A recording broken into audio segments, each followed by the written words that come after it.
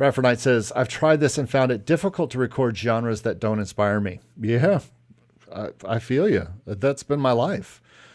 Now, I will tell you what I've done to fix that over the past 10 years is transfer to working on the ones that do. Yeah, there's an easy fix to this, Bradford. Don't work on the ones that don't inspire you. Only work on genres that you want to work on, and then go look for those partners. Go look for those clients that do the things that you want to do. Everybody watching this right now, listen up. Do the music that moves you. You can do both. You can have both. You can have the music that you want to do and music that makes you money. You can have both of those.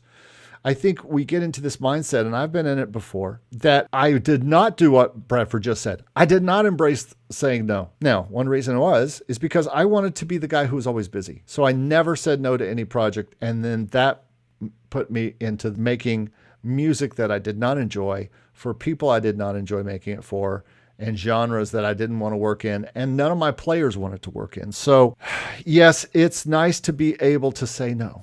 Yes, say no.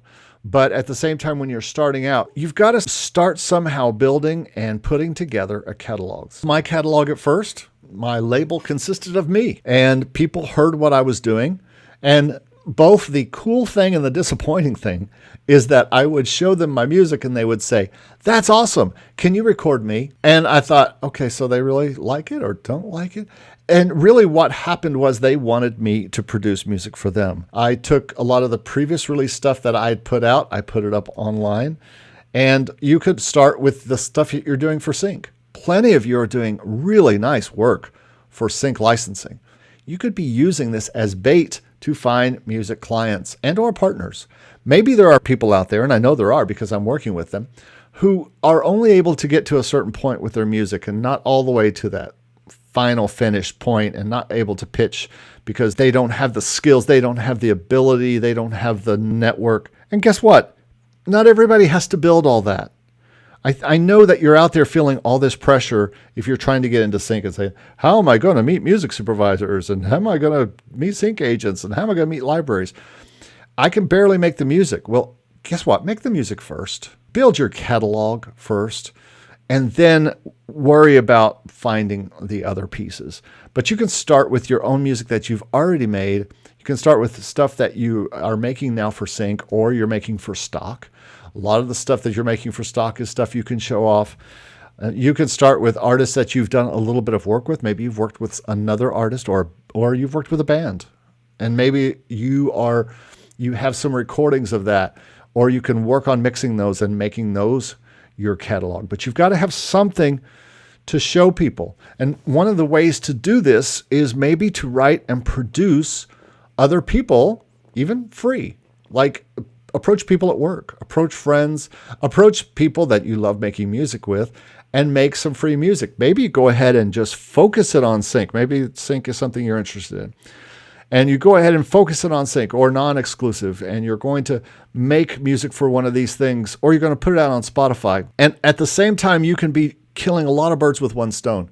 You could be writing new music, producing new music, putting it out to Spotify, putting it out to sync, putting it out to stock, wherever you're putting it, but also put it on your catalog to dangle in front of potential new production clients.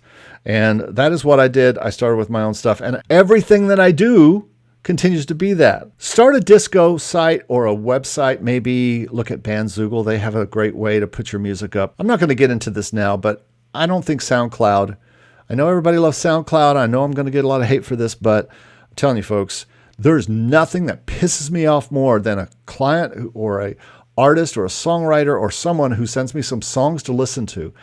And after a few songs, I'm sitting there listening to a SeaWorld commercial. And I'm thinking, did they do the music for a SeaWorld commercial? And I turned it off. I quit listening after that because I'm stuck for 30 seconds. It's not like a YouTube thing that you can quit after a few seconds. It's 30-second ad.